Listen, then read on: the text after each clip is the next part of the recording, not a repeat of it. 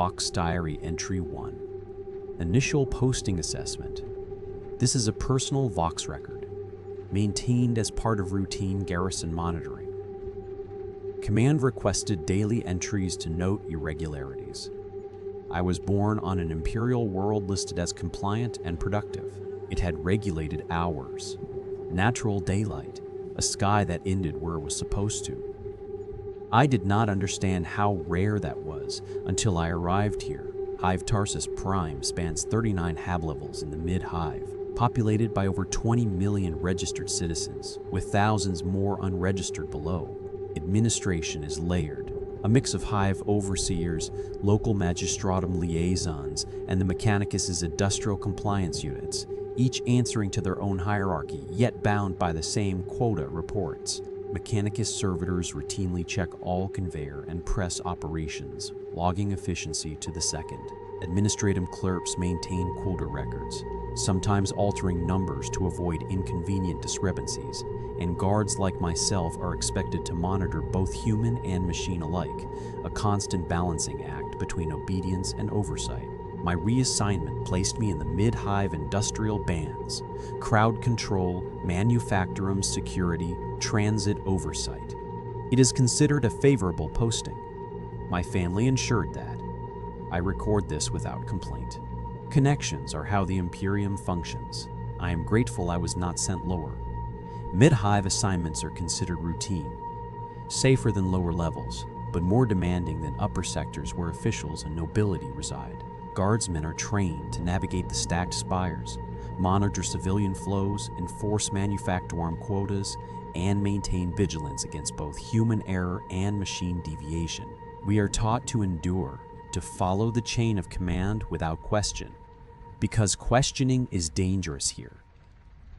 Below the mid-hive, people are processed too quickly to bother naming. They eat what they are issued, sleep where they fall, and vanish between shifts without documentation. Entire hab levels are sealed when productivity drops and opened only if needed again. Here at least, death is logged. The hive is alive in ways difficult to explain to those who have never served inside one. It breathes heat and exhaust. It sweats oil, condensation, and chemical runoff. It smells of nettle filings, machine lubricant, and corpse starch vats cooking what used to be someone's family.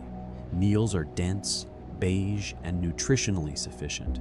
They taste faintly of preservatives and recycled protein. You learn not to ask which batch you are eating. The city works. Conveyor lines move in sequence. Macro presses hammer day and night. Servitors march without deviation or hesitation. The noise never stops. Eventually, you stop hearing it. Civilians complain constantly about ration dilution, about the noise, about the fact that nothing ever improves. They still complain to guardsmen. That means order remains. I carry a single pict with me, small enough to fit in a pocket, a photo of my wife, taken before deployment. I review it during rest cycles to remind myself this assignment is temporary. I intend to return. By all measurable standards, Hive Tarsus Theta was stable. That is what the report said. That is what I believed. Vox-diary entry 2, minor irregularities. The first anomaly was logged as clerical. A manufacturum laborer claimed his work assignment altered while he was reading it. Not erased, not corrupted, improved. His name shifted position. His quota increased, his rest cycle shortened. The overseer summoned him publicly. Discipline was applied immediately. Shock maul, full charge. 2 enforcers held him upright while the current ran through his body. They braced his arms so he would not fall and interrupt the lesson. His back arched until his boots scraped against the deck. Muscles locked hard enough to tear. Teeth shattered when his jaw clenched. The smell came first: burned hair, scorched fabric, cooked flesh beneath the flak vest. He screamed until his voice failed. Then he made a wet animal sound that did not resemble speech, long enough for the lesson to spread. not long enough to kill him. When the current stopped, his legs folded. The enforcers released him and let him strike the floor. He did not move. The overseer waited to ensure everyone was watching. The overseer explained that confusion spreads faster than sedition, that in a hive, mercy creates disorder, that violence is the only language crowds understand. No one argued. I did not intervene. I could not blame him. Negotiation causes panic. Panic causes riots. Riots get guardsmen killed. That night, my patrol passed Hab Block Kappa 19. Every lumen strip flickered in the same repeating sequence. 33 seconds. Then again. The light did not fail. It dimmed with intent, then returned to full strength. All strips together, perfectly synchronized, not random, not malfunction, intentional. Civilians beneath the lights pretended not to notice. They did not look up. They did not speak. Some walked faster. I noted it. Filed no escalation. That cycle I was unable to sleep. Whenever I closed my eyes, the lumen pattern repeated behind my eyelids. Bright, dim, bright. The sound of the shock maul discharging played in time with it, the man's scream aligned with the flicker. I told myself it was fatigue. This is a hive. Fear is constant. Order requires endurance. I recorded no further abnormalities. Vox-diary entry 3. Civilian memory inconsistencies. Reports increased. Civilians began waking from sleep screaming, not in terror, but realization. They said their dreams were memories that did not belong to them, not symbolic dreams, not stress hallucinations, specific events, specific occasions, specific outcomes. They described things that had not yet occurred. One report came in from a Hob block supervisor. A laborer had sleepwalked across several corridors and fallen into the open shaft. Multiple guards arrived, yet no security logs have recorded the event until after the fall. That same night, 2 more civilians were found in impossible positions. One leaning over a railing in transit sector G12, another crouched beneath a conveyor belt as if the building had guided them there. Another incident struck harder. A worker refused to report to his shift, claiming he would die if he went. The overseer personally dragged him to the manufactorum. Hours later, the very events he had predicted unfolded exactly as he described. A mechanical failure, a collapsing platform, the sequence of injury down to the angle of impact. No one had believed him. No one survived to question why he had been right. A woman was brought to the Medicaid station from transit sector H17. She claimed she remembered dying in a lift collapse. She described the sound of bone under pressure, the exact moment the cable failed, the angle at which her body struck the deck, the smell of coolant venting into the shaft, the taste of blood filling her mouth. She said she remembered the darkness afterward, and then waking up, she was alive. Medicaid scans confirmed her legs were broken in precisely the configuration she described. Fracture patterns matched her account exactly. Compression damage indicated vertical impact. No transit malfunction was logged. No maintenance fault recorded. No lift failure reported in any sector. No records existed. The Medicaid officers labeled the incident stress-induced delusion. They administered sedatives and logged the injuries as unrelated trauma. They did not record that the woman asked why she was still screaming if she had already died. They did not record how her blood pooled on the Medicaid floor before drying. The liquid spread outward, then halted, forming shapes that resembled written characters. The shapes collapsed once the blood coagulated. Additional incidents followed. A dock laborer reported remembering his execution for theft. He described kneeling, the weight of the bolt pistol against the back of his skull. The the sound of the shot. There was no record of the sentence, no wound on his body. He wept in relief until he noticed his hands shaking in the exact rhythm of recoil. A child was found hiding beneath a conveyor belt, screaming that the fire had not reached her yet. She described heat blistering her skin, described the smell of burning hair. There was no fire. Her palms were blistered anyway. Another civilian claimed she remembered giving birth to a child that had not been registered. She described holding it, described its weight. When asked where the child was now, she said she'd already buried it. Records showed no pregnancy. Her arms bore bruises consistent with prolonged carrying. They did not record Trooper Callis refusing to look at the floor. He stared straight ahead until ordered to move. They did not record Sergeant Havoc tightening his grip on his rifle until the polymer cracked and his knuckles split open. He did not seem aware of the injury. They did not record Trooper Ilex asking quietly whether it was possible to remember tomorrow. No one spoke about it. This is a hive. Fear is constant.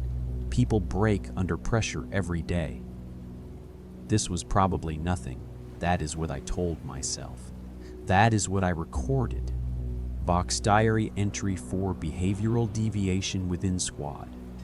My patrol squad numbered 5. Sergeant Havoc, Trooper Callis, Trooper Bren, Trooper Ilix. Myself. We had served together long enough to recognize changes without discussing them. Havoc stopped blinking during shifts. He said blinking caused him to lose track of things. That moment slipped when his eyes closed, that it was safer to endure the pain. His eyes watered constantly. The skin around them cracked. During a maintenance pause, he lifted his flak vest. Raised markings ran along his ribs and spine, not carved, not burned, grown, scar tissue forming, shapes with intent. The flesh had learned to write. The skin was warm to the touch, not infected, not inflamed. He asked me not to report it. Said it wasn't finished yet, that interrupting it would make things worse. I agreed. Later that cycle, while standing watch, I realized I was biting my fingernails. I did not remember starting. I bit until the nails split. Then until the skin followed.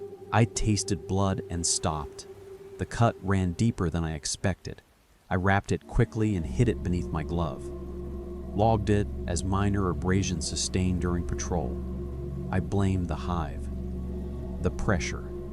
The noise. The lack of rest. All I wanted was to go home. To sit somewhere quiet. To look at a sky that ended.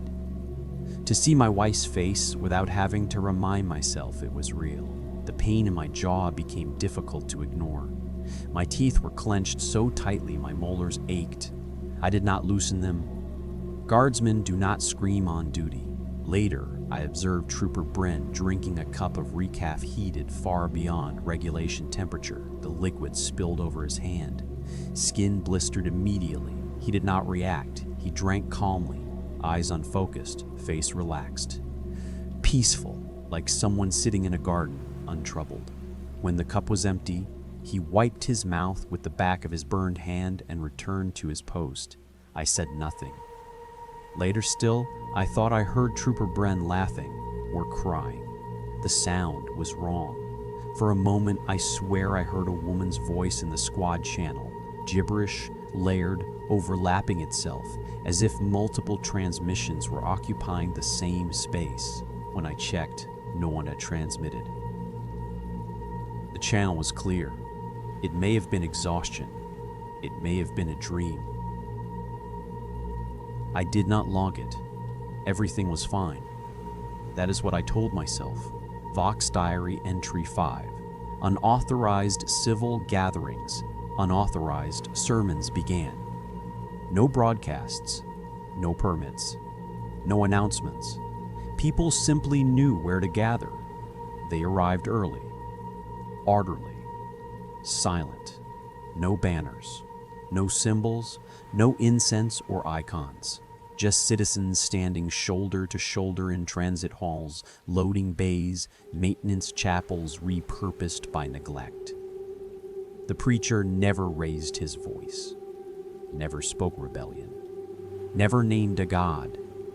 He spoke as if continuing a conversation everyone had already started. He explained contradictions, why records changed, why memories overlapped, why mistakes were necessary. He said errors were not failures, they were revisions. He described confusion as proof of higher order. He described the Imperium as unfinished, not broken, not corrupt, incomplete. At one point he said the words, "The Emperor protects." Then he paused. Not long. Just long enough. He said that protection was not certainty. That protection did not mean prevention. That belief was not the same as outcome. That sometimes protection meant being allowed to see the flaw. The statement was not denial. It was worse. It was reasonable. The thought terrified me. The thought also settled something inside my chest. I tightened my grip on my lasso gun until the casing creaked. I was certain command would break in on the Vox. Order dispersal. Live fire authorization. Crowd control escalation. I waited for it. It never came. The crowd did not chant. They did not cheer. They did not kneel. They listened. Some nodded. Some corrected their own thoughts mid-expression. I tried to look at the other guards. I wanted to see if they were reacting, if they were afraid, if they were smiling too. I could not turn my head. My neck would not respond. I told myself it was tension, muscle lock, fatigue. I remained at the perimeter, weapon raised, posture correct. I noticed a woman adjusting her child's posture so he could see better. I noticed several people quietly scratching symbols into data slates, then erasing them, dissatisfied. At some point, I realized my jaw hurt. I had been smiling. I do not know why. I do not remember when it started. When the sermon ended, the crowd dispersed immediately. No lingering. No discussion, as if dismissed by a signal I never heard. I remained in position for 6 minutes after. I could not bring myself to move. Vox-diary entry 6, sub-level 33 incident. We were dispatched to sub-level 33 following reports of a riot. There was no riot. Civilians stood in a perfect circle. Silent. Organized. They left space at the center, precise, measured. At the center, a man was being corrected. His bones rotated beneath his skin, grinding as if seeking better alignment. His spine segmented and relocked at new angles, vertebrae clicking into place with deliberate precision. His flesh stretched but did not tear. It adapted. His jaw split vertically, dislocating with a sound like tearing parchment. He screamed only when the changes failed. When they succeeded, he laughed.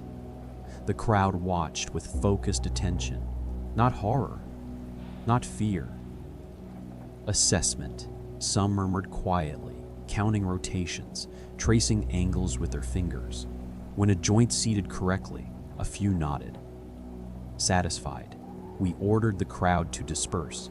They did not acknowledge us. My Vox pinged for escalation clearance.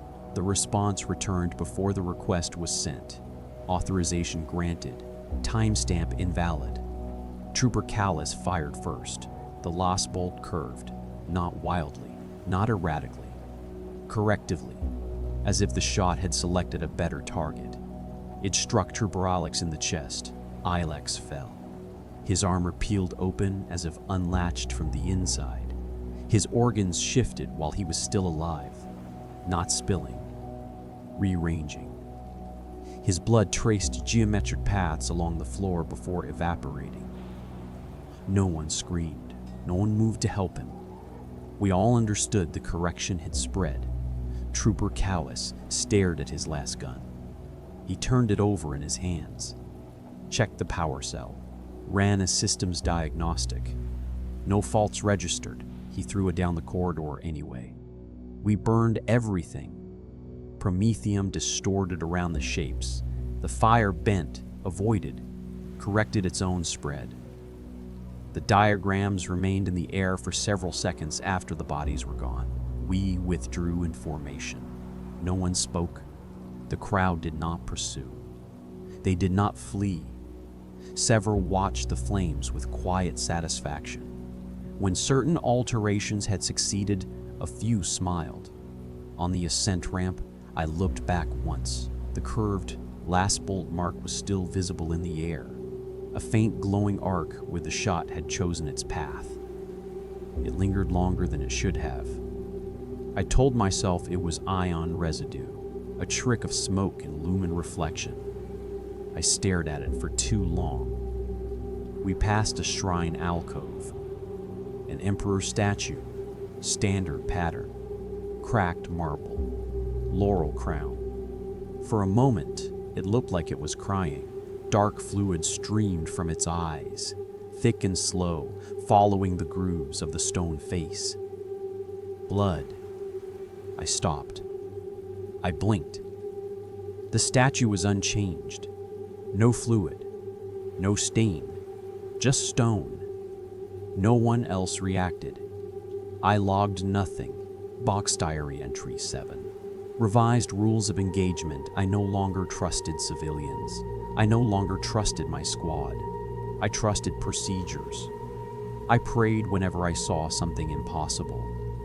Short prayers, quiet prayers, not for miracles, for consistency. Command finally broke Vox silence, not with reassurance, with protocol. Reports of cognitive contamination, non-denomic, non-psycher. Spreading through proximity, observation, conversation. Orders were clear. If a civilian hesitated, assess. If they explained, terminate. If they smiled, shoot immediately. Doubt was classified as a vector. I acknowledged the order. A mother stood at a transit ledge with her children. She told them to jump, calmly, patiently. She said they would land where they were meant to be, that gravity was only a suggestion, that the city had already decided. Her children listened.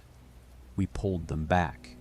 She resisted, not violently, correctively, like we were interfering with a calculation.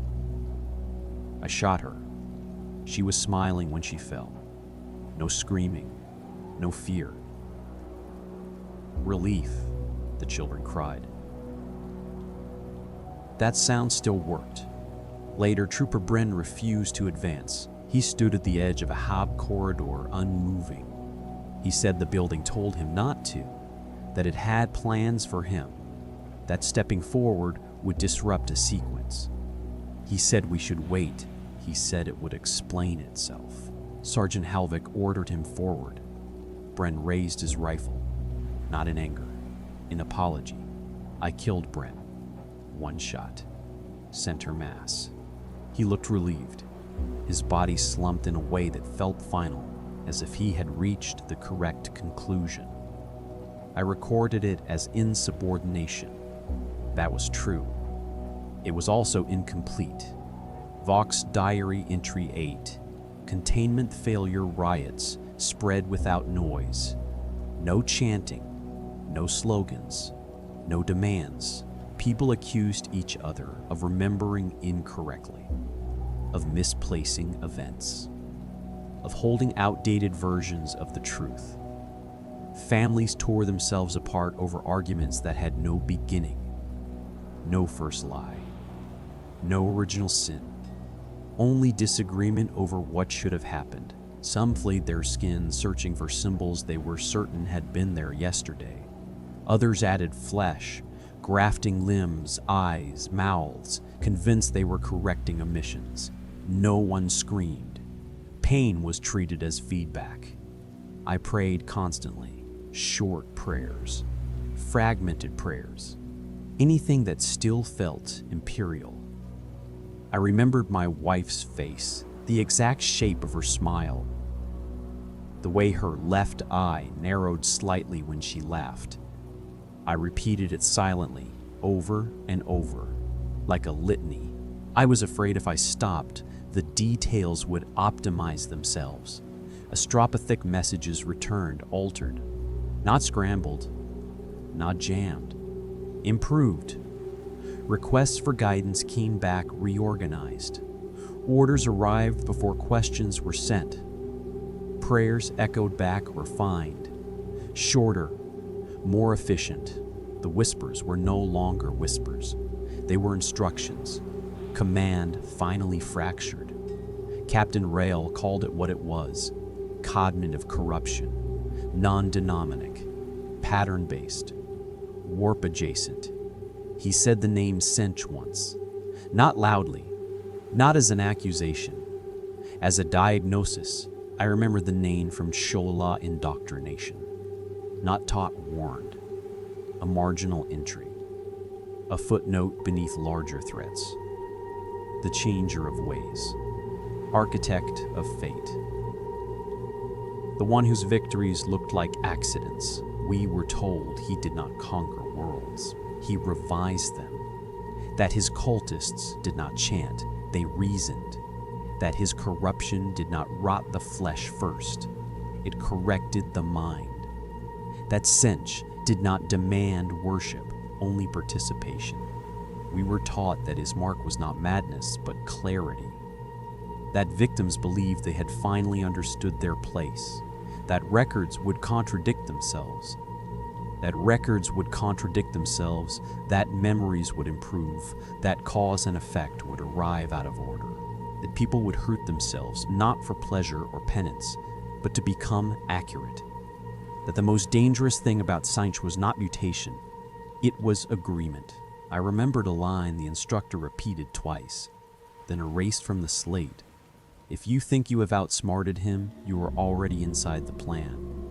We were told that when Cinch touched a world, the Imperium often did not realize until the final stage, when resistance no longer made sense, when loyalty felt inefficient, when obedience became optional.